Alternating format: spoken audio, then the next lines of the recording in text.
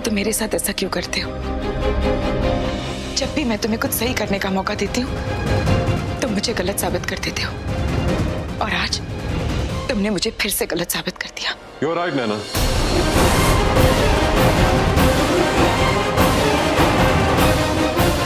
गलती तो की है तुमने। That guy is a big loser. ओह, तो फ्रस्ट्रेशन यहां तक पहुंच गई है, हाँ? I'm sure तुम दोनों अलग-अलग बेस पे सोते होगे। और अब तक कुछ हुआ भी नहीं होगा। No intimacy at all. I'm really very sorry. But I can understand कि राघव के साथ भला कौन इंटीमेट होना चाहेगा? You know, जब मैं बेड पे सोता हूं ना, पैर जमा के और एकदम लाइक किंग, वो मेरे जूते उतारता है। नौकर।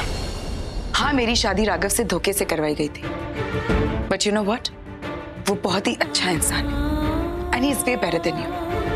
हाँ, मैं मानती हूँ वो इस परिवार को पागलों की तरह प्यार करता है, उस पर तुम्हारा जुनून सवार है। वो समझता है कि ये पूरा परिवार उसका अपना है, पर तुम तो उसे एक नौकर मानते हो। बस सच ये है कि वो तुम जितना बुरा नहीं। तुम अपने आप को ही देख लो, तुम्हें अपनी दादी की कोई परवाह नहीं है, और राघव अपनी दादी के लिए अपनी जान दे सकता है। तुम्हें तो कोई वैल्यूज भी नहीं है। मैं मानती हूँ राघव ने झूठ बोला ताकि तुम्हारी और मेरी शादी हो जाए, लेकिन इसमें भी वो किसी का भलाई करना चाह रहा था। ऐसा इंसान है मेरा पति। वाओ नैना, इतनी प्रोटेक्टिव हो तुम उस दो कड़ी के नौकर के लिए? वैसे ऐसा होता ही है शादी के बाद। इंडियन औरतें ऐसी बनी जाती हैं। पति परमेश्वर बन जाता है और तुम्हारे दिमाग में तुम बहुत ही प्रोटेक्टिव बन जाती हो। मुझे नहीं पता ये क्या है, पर इतना जरूर जानती हूँ कि राघव तुमसे कहीं बेहतर इंसान है। या? हाँ, मिसिंग वॉलेट के लिए उसकी तलाशी करवाई, अपने काम के लिए उसे इस्तेमाल करते हो, कभी उसे नौकर बनाते हो तो कभी अपने भाई होने का हक जताकर उससे काम करवाते हो। पर सच यही है कि तुम उसके बिना कुछ भी नहीं। मतलब तुम ये कहना चाहती हो कि मेरी जगह उस नौकर से शादी करके तुम्हें कुछ फायदा हुआ था? Don't you forget Naina, I rejected you. सुना तुमने? I was the one two reject you.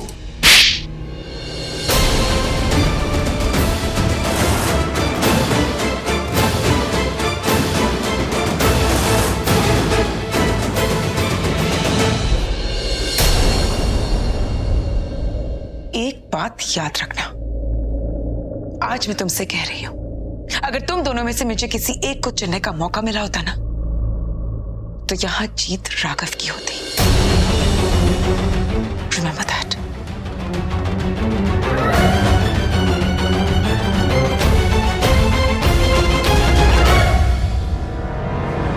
और हाँ, अगली बार जब भी अपने भाई के बारे में बात करो ना, तो याद रखना कि तुम उसकी बीवी से बात कर रहे हो। और ये भी याद रखना, जब राघव के बारे में बुरा कहोगे ना, I don't know why, but दर्द मुझे होगा।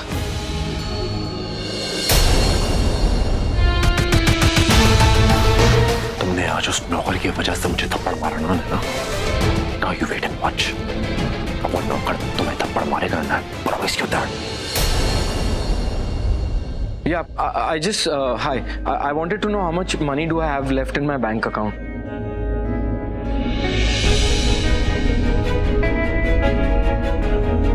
सारे पैसे तो मैंने मम्मा का घर बचाने में लगा दिए, पर फिर भी कुछ तो बचा होगा ना?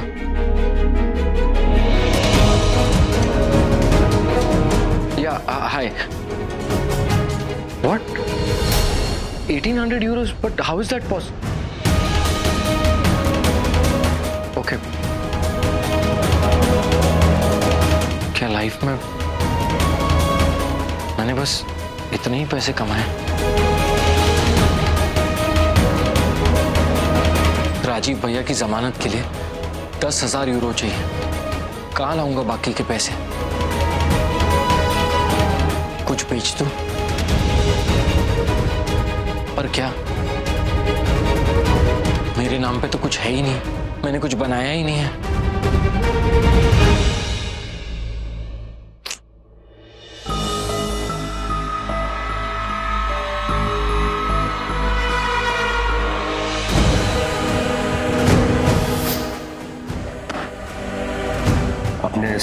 रद्दी पेपर को उठाओ और जाओ यहां से। मैं इतने सारे लोगों के बीच में तुमको गाली नहीं देना चाहता हूं। चाचू शायद सही कहते हैं, इस रद्दी की कोई वैल्यू नहीं है, कुछ नहीं है ये। सोचा था कुछ नया बना रहा हूं, जबरदस्ती फैल गया। ठीक ही तो कहते हैं वो, लाखों कंपनीज लाखों यूरोस खर्च करके इतनी रिसर्च करते हैं, और मैंने सोच लिया कि मैंने ये बनाया तो बहुत बड़ा तीर मार लिया। कोई वैल्यू नहीं है इसकी। लाइफ में मैंने ये एक चीज बनाई, वो भी किसी काम की नहीं।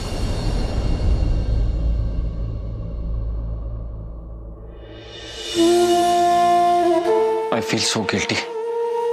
शादी कर ली, बीवी को घर ले आया, मगर उसकी फैमिली के लिए कुछ नहीं कर सकता मैं, कुछ नहीं। मुझे कुछ भी करके ये पैसे अरेंज करने हैं, पर मैं करूं क्या?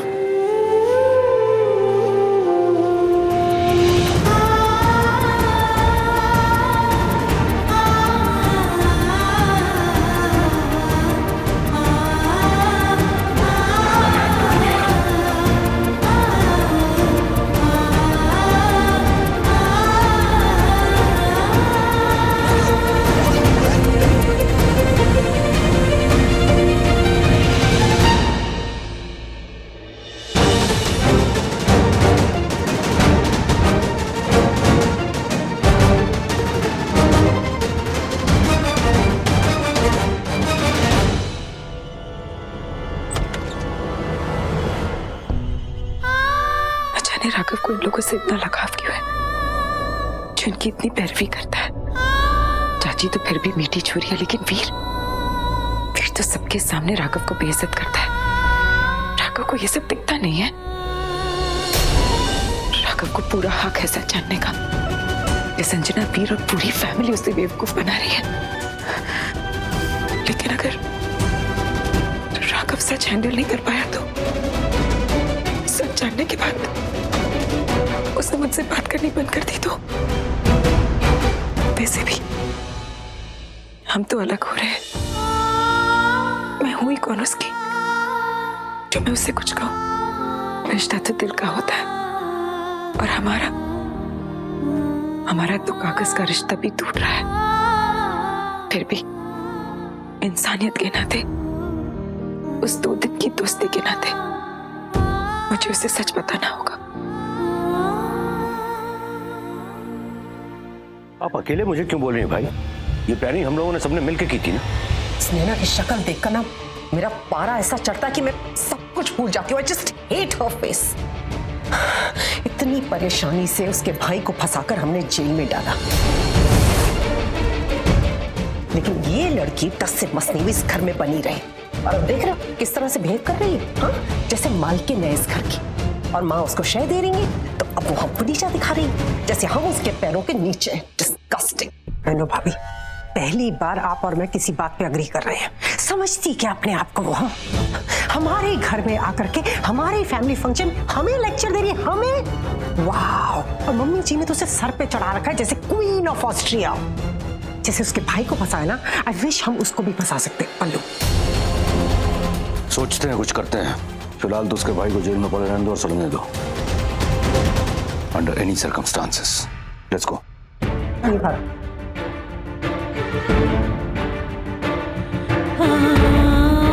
कैसे लोग हैं ये लोग? भैया को जेल में डाल दिया, संजना की फेक प्रेगनेंसी करके दादी को बेवकूफ बना रहे ये लोग।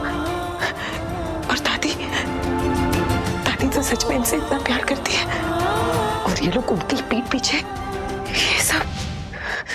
Enough is enough. मुझे दादी को सब कुछ बताना होगा, पूरा सच बताना होगा।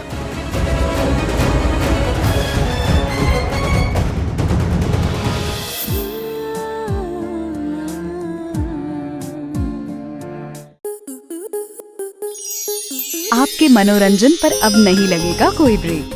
स्टार प्लस के बेहतरीन शोज देखने के लिए लाइक, शेयर और सब्सक्राइब करें स्टार प्लस यूट्यूब पेज को।